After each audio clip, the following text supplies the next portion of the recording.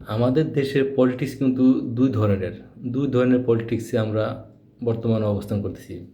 একটা হচ্ছে রাষ্ট্রীয় পলিটিক্স, যেটা কোনোভাবে যদি কারো মনের মতো, জাতির মনের মতো না হয়, আশা করে অনেকেই যে সামনে হয়তো চেঞ্জ হতে পারে, তাই না? তো দ্বিতীয় নম্বর যে পলিটিক্সটা, সেটা হচ্ছে কি ফ্যামিলি পলিটিক্স। ফ্যামিলি পলিটিক্স এমন একটা জিনিস, যার কপালে এই পলিটিক্স জুটবে, তার মনে করেন যে চেঞ্জ করতে কোনো অপশন নাই। এমন তো না যে মনে করেন যে আপনি ফ্যামিলি সদস্য হতে চারজন, বাবা মা ভাই বোন কিংবা এরকম, যে কেউ একজন সমস্যা করতেছে একটু তারা চেঞ্জ করে আরেকটা নিয়ে আসবেন, তা তো না। বাবাকে হয়তো বাবা খারাপ করছে বা ভাই খারাপ করছে, এই ভাই চেঞ্জ করে আরেকটা ভাই নিয়ে আসি, বা সামনে ভাই চেঞ্জ হতে পারে, সামনে বোন চেঞ্জ হতে পারে, বাপ মা চেঞ্জ হতে পারে, তখন হয়তো স্বাভাবিক হবে। তা কিন্তু না। ফ্যামিলি পলিটিক্সের মধ্যে যদি একবার পড়েন, তো মানে এই জিন্দিগি আপনাকে ওই পলিটিক্সের মধ্যে আপনি পার করতে হবে। জি, এখন আমি যেটা আপনাদের সামনে বলতেছি, সেটা হচ্ছে কি, ফ্যামিলি পলিটিক্সের মধ্যে সবচেয়ে বেশি শিকার হয় যেসব ভাই বোনেরা, যারা মন থেকে ফ্যামিলির জন্য সেই রকম কিছু করতে চায়, মন থেকে ফ্যামিলির জন্য জান দিয়ে দিতে চায়, জীবন মনে করেন যে শেষ নিঃশ্বাস পর্যন্ত, শেষ রক্ত বিন্দু পর্যন্ত ফ্যামিলির জন্য দিতে চায়।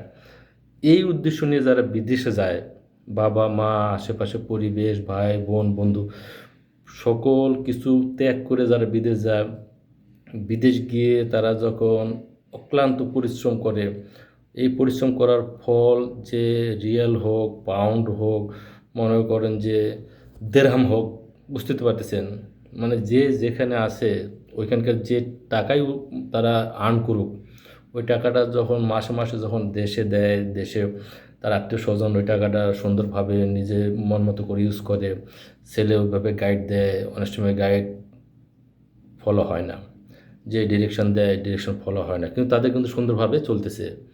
ছেলে কিভাবে চলতেছে, ছেলে কি খাইতেছে, ছেলে ঈদটা কেমন করে কাটাইলো, ছেলে অন্যান্য ধর্মীয় অনুষ্ঠানগুলো কিভাবে করতেছে, এদিকটা অনেকের চিন্তা করার টাইম থাকে না। কিন্তু তার জন্য যে নিজেরা ভালো আছে, এটা 100%, এখানে টেনশনের কোনো অপশন নেই। তবে হ্যাঁ, সবচেয়ে বড় একটা মর্মান্তিক বিষয় হচ্ছে কি, ওই সব পার্সনরাই কিন্তু সবার আগে পলিটিক্সের শিকার হয়, ফ্যামিলি পলিটিক্সের শিকার হয়।